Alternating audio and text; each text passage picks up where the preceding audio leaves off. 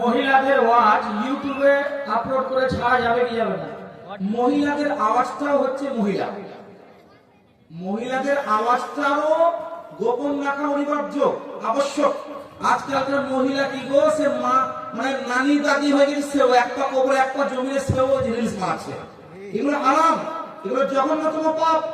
সহিহুল বুখারী একটি হাদিস, মেরাজের রজনী কিছুদিন আগে পেরোলো। ওই রজনীটা, ওই রাত্রিটা, ওই দিনটা, ওই সময়টা, ওই তারিখটা আল্লাহ রাসূল সাল্লাল্লাহু আলাইহি ওয়াসাল্লাম যখন জাহান্নামে দর্শন করলেন, দেখছেন অনেক নগ্ন মহিলা যারা জাহান্নামের আগুনের আযাবে লিপ্ত আছে, যারা উঠছে আর নামছে, মানে বেরোতে চাইছে। আগুনের এত কষ্টকর আগুন, এত তাপ যে আমার ভিতরে চলে যাচ্ছে।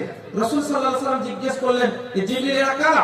তো আল্লাহ রাসূল সাল্লাল্লাহু আলাইহি ওয়াসাল্লামকে জিবরিল আমিন বলেন, ইয়া রাসূলুল্লাহ, এরা হচ্ছে আপনার উম্মতের ওই সব মহিলা যারা নগ্ন অবস্থায়, উলঙ্গ অবস্থায় ঘোরাফেরা করতো, যারা বেপর্দা থাকতো, তাদের এই আযাব দেওয়া হচ্ছে। সুতরাং সাবধান, হোশিয়ার, যারা এরকম রিলস ইত্যাদি বানায়, এগুলো জঘন্যতম, হারাম, নাজায়েজ গুনাহ।